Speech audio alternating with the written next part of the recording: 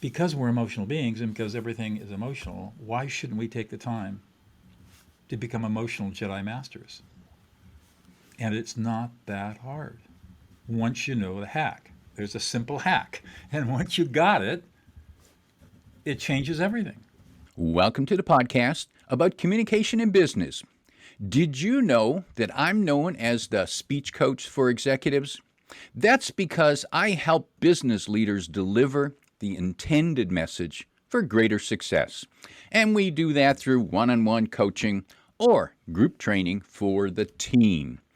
When you listen to this podcast, you will hear advice and perspectives from communication experts from around the world. My guest today is Doug Noll. Here's 3 facts that I think you should know about Doug. 1, he was born with a set of difficult disabilities, nearly visually blind, colorblind, 2 club feet, poor teeth, left-handed, and too smart for his own good.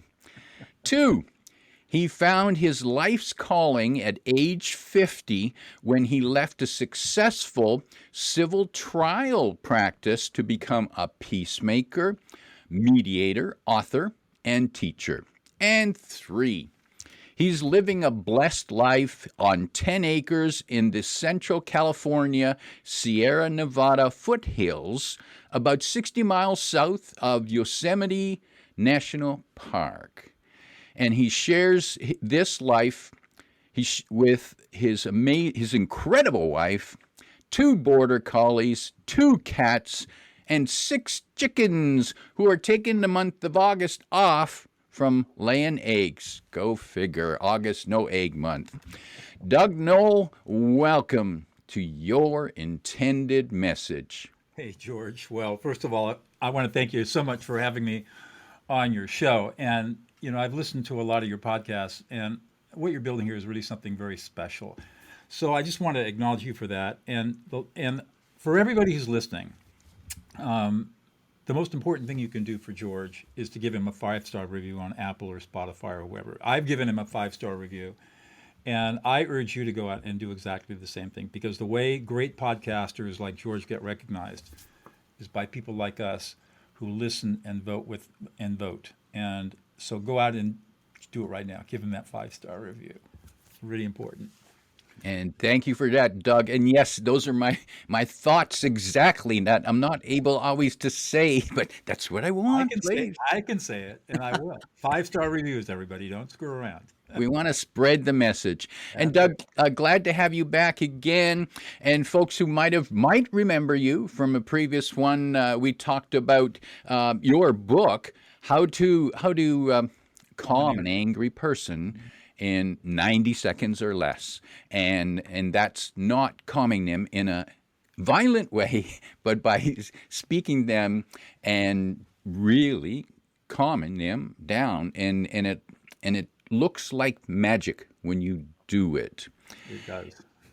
And it's amazing how quickly it works. And let's carry on that theme, and in particular, how people can deal better with conflict and difficult conversation, difficult communication, especially when emotion gets involved. And isn't emotion the problem? It is. It is. So you coach for a lot of executives, and you probably run into a lot of people, and I'm sure there are people who are listening today that they want to stay calm and cool and collected in these difficult conversations, but they keep getting thrown off by strong emotions, or maybe they devolve into arguments, or maybe they're dealing with difficult personalities. And the thing is that people try all these different ways to manage that. They type deep breathing, meditation, maybe, and there are a whole bunch of communication coaches that have all these ideas about stepping outside and doing all this stuff. But the problem is, in the heat of the moment, none of this stuff works. And so what I've developed is a set of skills that, for executives, that takes about 6 to 8 weeks to master, that allows you to take any difficult conversation and make it transformative. It allows you to walk into any intense emotional situation, like a boardroom or a team meeting, an executive meeting, where emotions run high and have everybody calm within minutes, and where you are looked at as the leader who can take calm the troubled waters just by your presence. So, it's really what I'm now calling my 90-second reset protocol. And it's all based on neuroscience, and it is simple to describe, takes some practice to master. And it has been a life transforming skill for me and for the hundreds of thousands of people that I've taught. And my fourth book, which you mentioned, De-escalate, kind of outlined the basic principles, but that book came out in 2017, and since that time, so it's been, 7 years. I've learned a whole bunch more since then about all of this and how it applies everywhere in life. So you're right. The biggest problem that we have is that emotions can get fired up and triggered really quickly. And that in and of itself is not bad. What the problem is that we live in a culture that tells us that emotions are bad, they're evil, they make us weak, they make us vulnerable, they're irrational. And that's just the wrong mindset. The first thing we have to learn is that emotions make us strong. We are emotional beings. Every single thing we do is emotional. All decisions are emotional. There's no such thing as rationality. We live in a culture that says that human beings are rational. Well, we're not rational. We're highly emotional. We are capable of critical thinking. We're capable of analysis. But those are tools. They don't define our essential nature. And our essential nature is to be emotional. And in fact, the research shows that if we didn't have emotions, we would not be able to make decisions. Because emotions have valence. They tell us what's important and what's not important. They tell us what to approach for and what to defend or avoid. And they help us prioritize by weighing alternatives, by their importance to us, both short term and long term. So because we're emotional beings and because everything is emotional, why shouldn't we take the time to become emotional Jedi Masters? And it's not that hard once you know the hack. There's a simple hack. And once you got it, it changes everything. And you become the leader that everyone wants to follow because you cannot be thrown off center. You can walk into any intense situation with utter calm, confident composure and respond to people without ever losing your temper, without ever losing your cool, without feeling any anxiety whatsoever. And just know you're going to master the situation because you'll know that the human brain is hardwired in a certain way. And when you use that hardwiring, the way that I teach, every human being has to react to it in the same way every single time. Every human being on the planet. That's what's so incredible about this stuff. Doug, you're teasing us. How do we become this Jedi Master? Because All right. I'd like to champion that. 3-step process. Number one, you have to learn how to ignore the words. And this is not quite as easy as it sounds because we're trained from a very young age to pay attention to words and ignore everything else. But the truth of the matter is that only 7% of all human communication is communicated through words, through verbal communication. 93% is all nonverbal, and it's all emotional. What's interesting is that our brains have the capacity to understand that, that's the second step I'll get to in a second. So what we want to do is make for 90 seconds or 120 seconds, the words just become white noise. Somebody's screaming at you, yelling at you, crying, upset. You just ignore what they're saying. You don't ignore them. You just ignore their words because we want to pay very close attention to the person. So that's step number one. Step number two, we're going to read their emotions. And everybody says, I don't know how to read emotions. How the heck do I do that? Right? Because we live in this culture that tells us that emotions are bad. Well, here's the other thing. Our brains are hardwired through millions of years of evolution to rapidly and accurately read the emotional state of another human being. And the evolutionary biology behind this is absolutely fascinating. Suffice it to say that we are hardwired to be empathic. We're hardwired to read emotions. The reason that we don't do it, or that we think we can't do it, is again because of cultural bias. So we learn how to read emotions. And the simple way, I teach a whole process that allows this to happen very naturally and very quickly. But we don't have time today to go into all of that. But the simple way to do it is to simply quiet your mind. Just stop thinking. So you're not listening to the words, you're no longer reacting, you're just being. And your brain, your preconscious brain, will process the emotional experience of the other person, and in a few seconds, it'll start flowing into your own consciousness. You're angry, you're frustrated, you're upset. You feel disrespected, you don't feel heard, you feel invisible. You feel unappreciated, unsupported, and you're really anxious and worried and nervous. And that's the third step. As the emotions come up in your mind that this speaker is having, you reflect back those feelings, emotions, with a you statement. You are. You're angry, you're frustrated, you're upset, you feel disrespected. You feel anxious and concerned, and you feel a little embarrassed and shamed. You're sad and upset and distressed. We don't do active listening, which doesn't work. It never has worked. It never will work. It's a complete, the formulation of what I hear you saying is, or what I think you're saying is, it has never worked. First of all, active listening was a word coined by Thomas Gordon in 1956. He's a professor of psychology at the University of Wisconsin-Madison. He was a student of the great humanist psychologist Carl Rogers. And Rogers was not interested. Rogers talked about the unconditional, taking patients with unconditionally, taking them wherever they were at. But he really wasn't into technique. He was not an academic. He was a practitioner, although he wrote a lot of really beautiful books.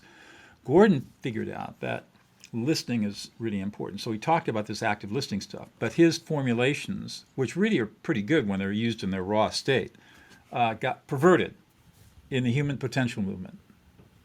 And then it got picked up by the therapists and counselors, and eventually into my field, into mediation. And it got into this passive voice crap. And people still do it today. And all it does is piss off the speaker. As we all know, if somebody's ever used active listening on you, you're nodding your head, yeah, it just pisses me off. It doesn't work. But what does work is to say you.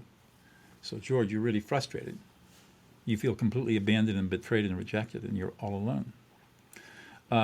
By simply labeling your emotion, what the brain scanning studies show, starting in 2007, is that the emotional centers of the brain associated with negative emotions, primarily the amygdala and other limbic system regions associated with negative emotion, are inhibited, while at the same time, a part of the brain, our executive function, called the right ventrolateral prefrontal cortex, is activated.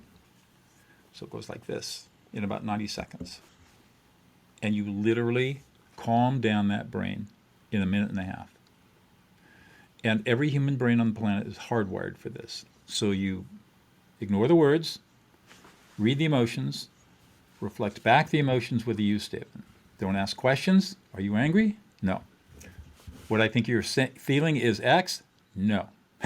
It's a direct you statement. And that's it. And you go, you continue to affect label. It's called affect labeling. You continue to validate these emotions until four things happen. You're looking for four autonomic relaxation responses. One is a nodding of the head. Two is a yeah or exactly, a verbal response. Three is a dropping of the shoulders. And four is a sigh of relief. So it'll go like this. Yeah. And every single human will do that to one degree or another. Sometimes it's a little subtle. So you have to watch for it. When you got that relaxation response, you're done. And now you can move on to whatever it is you need to move on. Maybe you do some problem solving. Maybe you start a negotiation. Maybe you do some counseling or coaching. But you don't do any of that stuff until you've got the person calmed down. And that's the secret. So when you're having a difficult conversation, you're walking into the conversation, and maybe there are two conditions. Condition number one is you know it's going to be difficult. So ahead of time, you want to be thinking about, all right, what am I going to feel? And what's this other person going to feel? And you just identify what you think the emotional experience is going to be. So you're prepared to label your own emotions and the other person's emotions. You'll label your own emotions silently, and you'll label the other person's emotions verbally, out loud. The second condition is where somebody just springs a difficult conversation on you, totally by surprise. You get bushwhacked. In that situation, if you have practiced and learned the skills, your automatic response is going to validate the emotions. You'll just learn, you're just going to go right into affect labeling. You don't even think about it. You just do it. And they talk and talk and talk, and you validate their emotions. Finally, they calm down. And now you're in a place where you can really have the real conversation that's causing it in the first place. All fights, arguments, difficult conversations, intense situations are caused by people wanting to be heard and being ignored, because the other person wants to be heard and is feeling ignored. And so when an argument, you can just watch how an argument just becomes like two tectonic plates coming up, this massive earthquake. Each side wants to be heard, and yet they're not taking the time to really listen to and hear and validate the feelings of the other person. And that's why arguments get out of control really quickly. Why is it that we raise our voices? To be heard. To be heard, because we're not being heard. Yeah, you can't hear me when I'm talking softly, so I got to talk louder to you. That's exactly right. And so, but if I say, you're really frustrated and pissed off, man, really frustrated. You're just so angry you're beside yourself. And you're really worried and anxious and even a little scared. And you feel completely unappreciated and unsupported. Now all of a sudden you feel heard. And you calm down. So that's how you do it. Now, step one, you said, was to ignore the words, and you did acknowledge that it would be difficult to do, because I can imagine when the words are insults or attacks. Yeah. You're a jerk. You're an asshole. You're a lazy bum. That's right. You're a piece of All your crap. fault. Yeah. You always do this to me. Yeah. How do we ignore those words and maintain our own dignity? Yes. We're not agreeing with anybody when we validate their emotions. That's the first thing to understand. When you're yelling at me and calling me names, I am not agreeing with you that I'm an asshole or that I did anything wrong. In fact, one of the big lessons I teach is never apologize until somebody's calmed down and you can find out whether or not you really were the cause of the problem. People jump to apology way, way too early. So the way you do it is to recognize, this is why we go back to mindset. If you have a mindset that people are rational, when somebody starts attacking you unfairly, you immediately think that's unfair, they're irrational, and boom, you're in it. You're triggered. But if you have the mindset, oh, they're just having an emotion. They're just having an emotional experience right now. It's perfectly normal and human, and I know how to deal with that. And now all of a sudden there's no judgment, there's no criticism, there's no reactivity. I'm just working with a human who's having a normal human emotional experience, even though it might be intense. And that drains all the reactivity out of me, because it's no longer about me. It's about me listening to and validating that emotional experience until until calm is restored. And you never, ever get triggered. Once you ignore the words and just recognize this is an emotional situation, and you've been trained on how to handle it, there's no reason to get mad anymore. I'll tell a quick story. For 10 years, I worked in maximum security prisons in the Prison of Peace Project, which I co-founded with my colleague Laurel Coffer. And we were we started in the largest, most violent women's prison in the world here in California. And I'll never forget, we were in the summer of 2010, and we had a large group of women that we were training to become peacemakers, to stop prison violence. And this skill is the first skill that we teach. You were training the guards? No, training the inmates. Oh, the criminals, the prisoners. The prisoners. They were teaching them how to stop the violence. And in fact, within 2 years, the violence had stopped inside that prison because of the women that we trained. It was amazing. And now we're all over the world. It's incredible. That's a whole nother story. But so there we were, supervising the training of women. We were training some of them to be trainers, and they were training, and so we were supervising this. And this well-dressed professional woman marches up to me and starts screaming vile obscenities at me. Turned out she was a prison psychologist.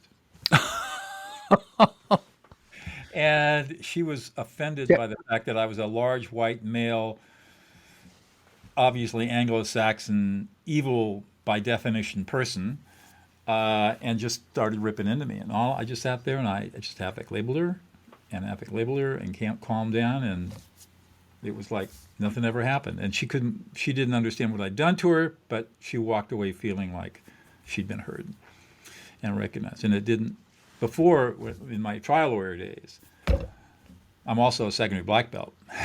I would have Mm. ripped her a new one, but I didn't. I didn't have to. I didn't feel defensive at all, and I was able to just be in the center of the calm and recognize she was having an emotional moment and let her go. Here's the analogy I like to use. So we've all had infants, our own infants and grandchildren, and in fact, my niece and nephew are here with their 7-week-old daughter. And what do little 7-week-old babies do? They only do three things: They they eat, eat, they poop, they and pee, and they sleep. poop. Yep. That's right. So what do you do with a baby who's pooped? You don't say, "Baby, you little jerk, into the trash can. I'm done with you." No. Oh, baby, let me go change your diapers. So you change the diapers and clean them all up and put new diapers on and warm them up and get them back. And now the baby's happy and you feed the baby and baby is really good. That feeling that you have when you do that is called compassion. And we have a compassionate response to the infant. What you learn is to look at somebody who's yelling at you as if they're pooping in their diapers. And you just have a compassionate response to them. They're just upset right now. No big deal. I can handle that. And so we want to have a compassionate response. And the only way we get there is by having the mastery of the tools that allows us to calm people down while remaining calm and confident ourselves. And that's the power of this stuff. And you said at the beginning of the show, it's like magic. And in fact, it is magic. It's amazing how it works. And so there's a new a phrase and visual you've just given me. So when someone starts to attack to me, I just have to think they're just pooping their diapers right now. That's right. That's exactly right. I have to wait till they're done. I, And I know how to respond to it. I know how to clean their diapers. I know how to dry them off. I know how to take care of them, and I'm going to do it. And it costs me nothing to do it. It really literally costs me nothing to calm you down, and it takes a lot less time and effort than if I were to try to counter argue and get defensive or counter aggressive with you, because I can end the whole thing in 90 to 120 seconds. If I started counter arguing and defending myself, then we have the explosion. and Doug, I'm thinking that in order to do this, we need to be comfortable with ourselves in who we are, as imperfect as we are. We need to be comfortable with our own imperfection, even if they're pointing out imperfections that we know about and don't want to admit. That's right. Well, here's the beauty of this. I've probably trained over 10,000 people, incarcerated people around the world in these skills, amongst the hundreds of thousands I've trained. And what I observed in prison, they're in prison for a reason. And most of them have starting out, have zero self-awareness, zero skills. I mean, they're there primarily because of childhood abuse, mostly. Once we start teaching them how to listen to emotions and validate other people's emotions, their emotional intelligence starts to climb through the roof. And they automatically become emotionally self-aware, and they automatically start to emotionally self-regulate. By way of example, here in California, we've had over 800 of our students who were serving life sentences released on parole. Not one of them has reoffended. And that's because as they go through the curriculum, which, as I said, we start off by teaching this deep listening skill called affect labeling, they become emotionally mature, intelligent, self-aware human beings that now know how to respond to stress and conflict in a very different way than they learned in childhood, which was basically violence. And every human being can make this change.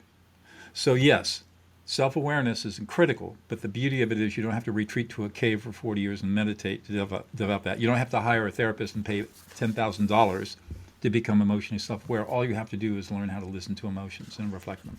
And your brain will automatically reprogram itself And this reprogramming takes 8 to 12 weeks. And all of a sudden, you're a new and different human being. It's incredible. It's incredible. Wow, I'm thinking there's a lot of people that could use this. Who couldn't use this? And Yeah, and and why isn't this mandatory training for everyone? I'm the only one out there teaching it. That's part of the problem. It didn't start out that way for me. I mean, look, as you said at the top of the show, I was born with a lot of disabilities, and the way I dealt with it was through arrogance because I was really insecure, and I had a lot of problems. I didn't. I mean, I grew up in affluence. I was smart. I went to an Ivy League college, but underneath, I was a mess. And it really wasn't until, and the practice of law didn't help for 22 years. That kind of profession does, when you're arrogant, is not a good match. It is because you see a lot of lawyers who are really arrogant, but personally, it was not good for me. So I got out.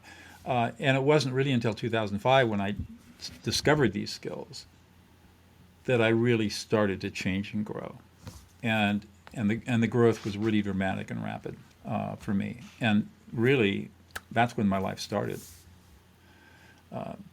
because I completely changed as a human being, and it completely transformed me. And it's transformed every single person I've ever trained. They've had exactly the same experience. For you to make this change when you didn't have someone who could explain all this to you, Right. did you hit in your own emotional maturity? Did you hit a bottom? Oh Did you yeah. hit a Oh yeah. I was at the end of a 17-year-long marriage, a woman that I loved but I couldn't live with, and we were both emotionally both very successful people. She was successful in business as a business executive. I was successful as a trial lawyer. Both very successful, but emotionally very immature, both of us, and didn't know how to deal with conflict, didn't know how to listen, didn't know how to do any of this stuff. And so this 2005 thing came a year after what was during the divorce. And yeah, I hit emotional rock bottom. And I don't know if that was the impetus to this. I think what happened was I was in a mediation, and it was a very difficult mediation that I was mediating between a divorced couple. They had spent $50,000 on attorney's fees on an $18,000 problem, and they would rather have killed each other than come to an agreement. And the lawyers called me and said, please solve this problem. So they came in and they started screaming at each other, vile insults. I just sat there and watched them. I said, what the heck am I going to do? And the thought came to me, listen to the emotions. It just came out of the blue. And so I did, and it completely transformed the conversation. It transformed them. 4 hours later, case settled. They walked out to have lunch holding hands. Whereas at the beginning, if there had been knives on the table, there would have been blood on the floor. It was incredible. And you're right, I didn't have any coaches. I knew what I'd done. I knew I couldn't believe it had happened. And so I started testing it. It scared the crap out of me. Because listening, emotions, we're lawyers. We don't deal with emotions, right? Mediators, you don't deal with emotions. But I did. And I started seeing the same results in conflict after conflict after conflict. And then 2 years later, the first brain scanning study came out of Matthew Lieberman's lab at UCLA, showing why this worked in the brain. Now I have the science. And so I started teaching it to my peers, to other mediators and judges and lawyers. And for up until the Prison of Peace Project started in 2010, I was just confining myself to teaching this as a mediation skill. Then the Prison Project started, and it was an opportunity to really acid test these skills. And so that's what I did for the next 10 years. As we grew Prison of Peace, we worked on all these maximum security prisons, training men and women how to stop prison violence. And it was absolutely phenomenal to see the change. And it was the inmates, the incarcerated students, that pushed me to write De-escalate, my fourth book. And then I finally got the bright idea that, hey, maybe I should be teaching this outside prison walls.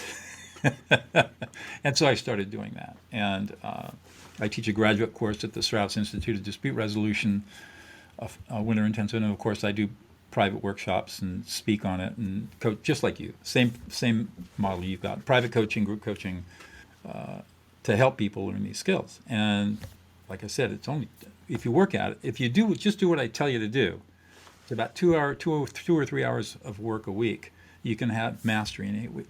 Typically 8 weeks. Take some practice, like learning how to ride a bicycle. Okay.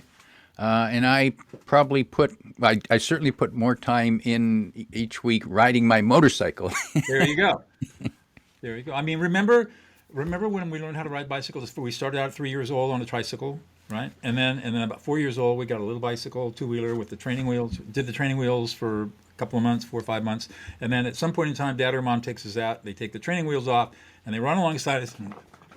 We're kind of like this, and then boom, we got it, right? And now we're free. We have freedom, and that's how this is.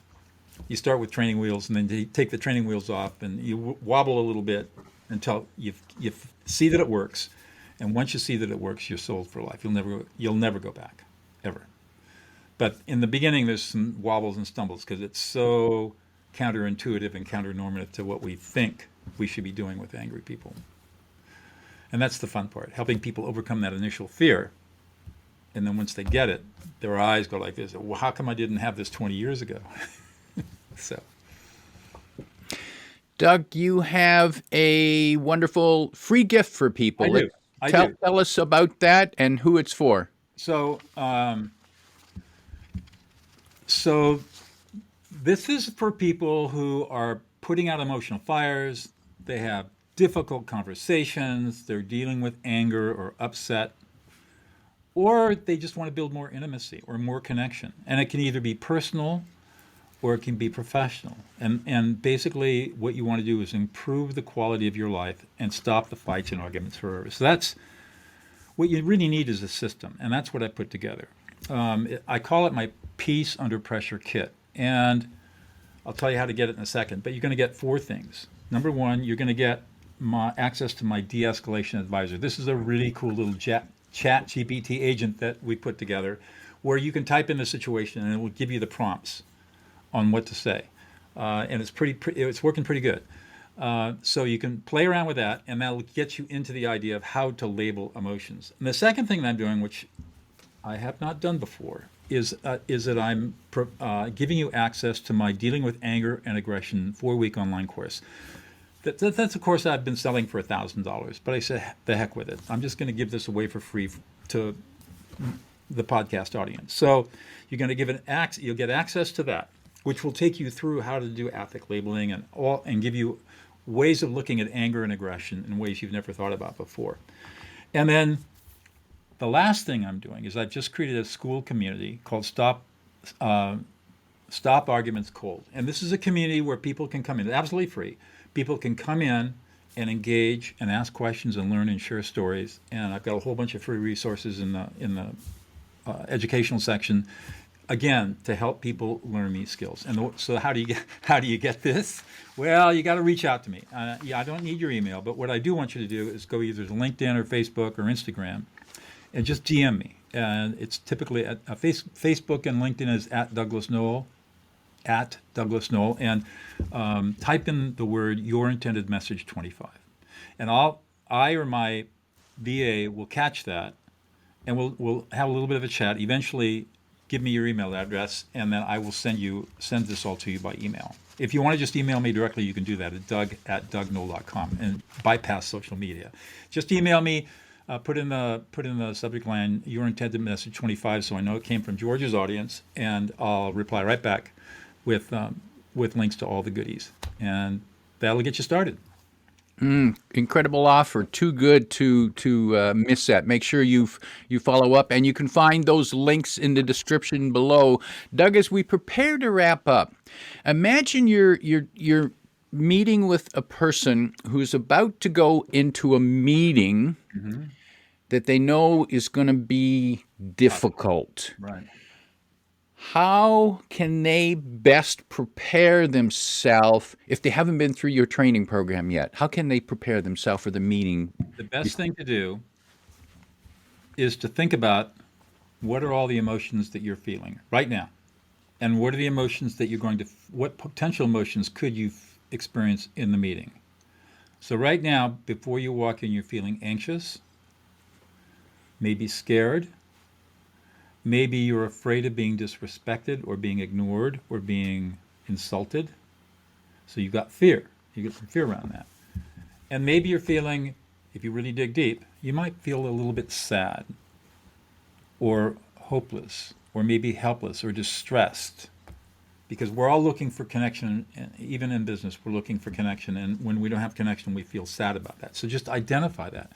Maybe you might even be feeling stuff like betrayal or rejection, or that you're unworthy, or that you are feeling an imposter syndrome. I don't belong here. Self-worth issues. Identify all of that. And just say to yourself, I'm anxious. I'm scared.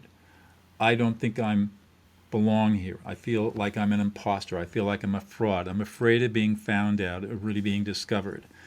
I'm sad that I can't walk into a meeting with mastery. Just say it out loud to yourself.